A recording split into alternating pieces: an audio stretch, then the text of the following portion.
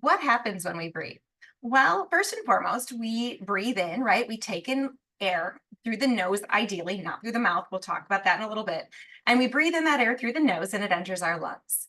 And from our lungs, it enters the red blood cells, right? It actually attaches to red blood cells on a particular carrier, a particular protein called hemoglobin. Hemoglobin then carries that oxygen to those cells that need it and releases that oxygen to the working cells. And once inside of the cells, that oxygen is designed to go to the mitochondria, where the mitochondria make water out of it. They literally turn the air that we breathe into water. Now, there is some interesting research to indicate that we don't only get oxygen through the air that we breathe, and that melanin can provide us with a source of oxygen because melanin in our bodies, both on our skin and in our central nervous system, is surrounded by water. And that water, when melanin captures energy, such as light, that water actually splits and can become molecular hydrogen and molecular oxygen.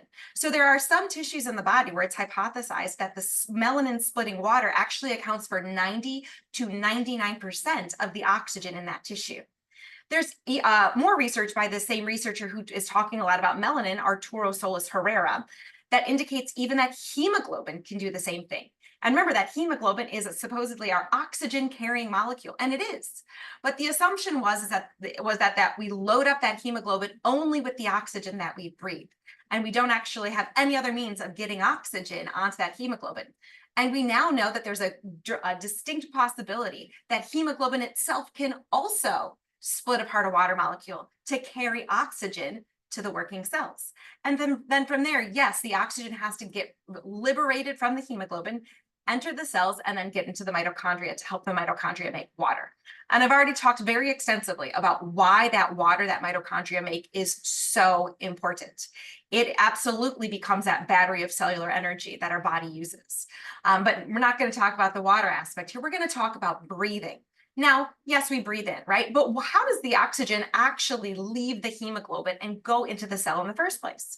Well, we actually need to be able to build up adequate carbon dioxide in the bloodstream for the oxygen then to get released from the hemoglobin so it can enter the cells in the first place.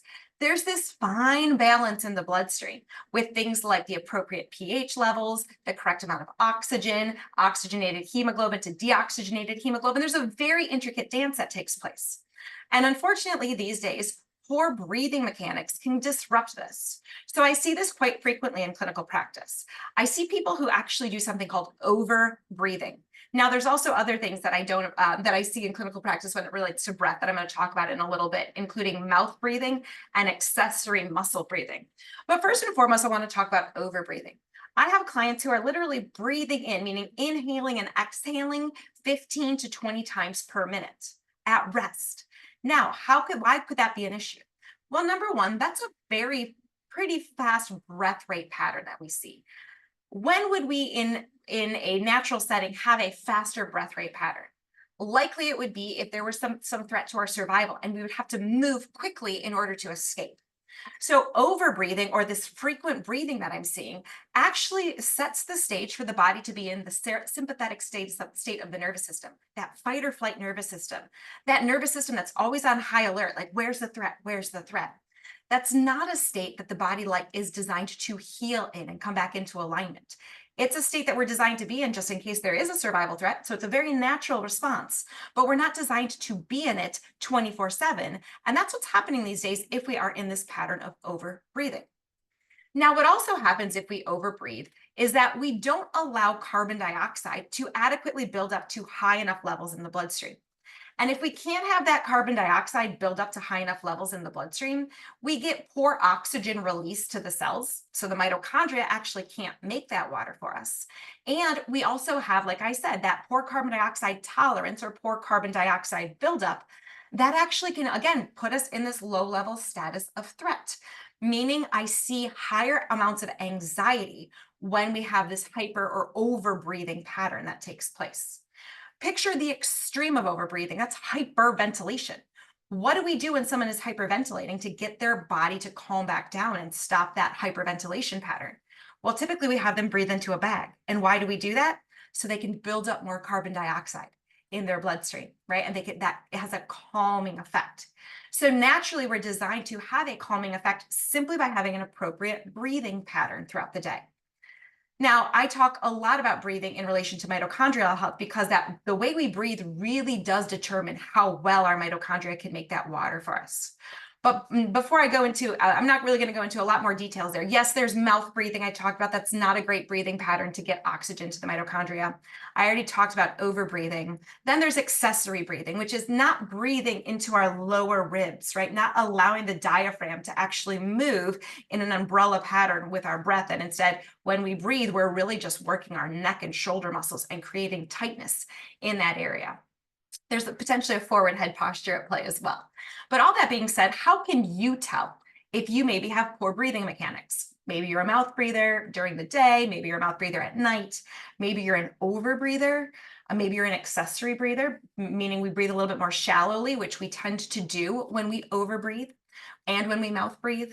That shallow breathing is where we pull these neck muscles up and down when we breathe, as opposed to having that diaphragm expand the rib cage. And so how would you know? Well, this is how I learned it, right? And I found out that I was absolutely a poor breather in many ways. Number one, I actually had this symptom that I didn't know what was happening for the longest time. And I felt like I always needed to yawn to expel a little bit more air out of my lungs. And if I didn't expel more air out of my lungs, that final little push of air out of my lungs, I felt like I actually couldn't get a good breath in. And it wasn't until I discovered this concept of overbreathing and understanding my Bolt score that I was finally able to make some corrective measures and change this. So if you want to know if you've got potentially challenges with your breathing, whether it's breathing mechanics or overbreathing, do your Bolt score. In order to do your Bolt score, and Bolt is an acronym, it stands for Blood Oxygen Level Test. That's an acronym, and that acronym is basically indicates how well can we pull in oxygen and then tolerate carbon dioxide. So what would be our normal blood oxygen level amount? Like how much would we hold in a natural inhale before we're going to desire, or a natural exhale before we desire that oxygen inhale again? So in order to do a blood oxygen level test, you would sit quietly for about 3 minutes or so and just breathe normally and naturally. Upon a normal inhale and normal complete exhale, you will close your mouth and plug your nose and start your timer, right? That's the start of your timers as soon as your nose is plugged and your mouth is closed. And then you're going to look for the first sign of air hunger. This is by no means a maximal breath hold, not in any capacity a maximal breath hold. You're literally looking for that sign of when you would naturally be inhaling again. And so you're going to count the seconds. And as soon as you get that first sign that you would breathe again, that's when you're going to stop your timer to see what your Bolt score or your Bolt time is. This sign of air hunger or need to breathe again could be very subtle. It could simply be a thought. It could be a slight an involuntary like fluttering or contraction in the back of the throat or in the diaphragm or in the stomach and the abdomen. And so I encourage you to listen to that first signal, be very alert to that first signal. And that when you unplug your nose and stop your timer, technically I'm going to have you stop your timer. If you can, stop your timer right when you unplug your nose.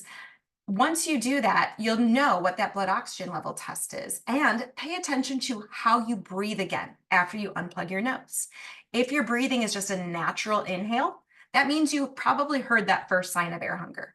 But if after you unplug your nose, you need to take a big recovery inhale, either through the mouth and nose or just the nose, a big recovery breath in, you likely didn't hear that first sign of air hunger, and that's okay. Just settle down, wait a couple minutes, and take the test again, listening for that first sign of air hunger. Once you know your Bolt score, an ideal Bolt score is about 15 seconds, maybe up to 20 or more, right? So if I have a client who naturally wants to have that air hunger at about the 15-second mark, I'm not really too worried about breathing mechanics. I'm not too worried about overbreathing.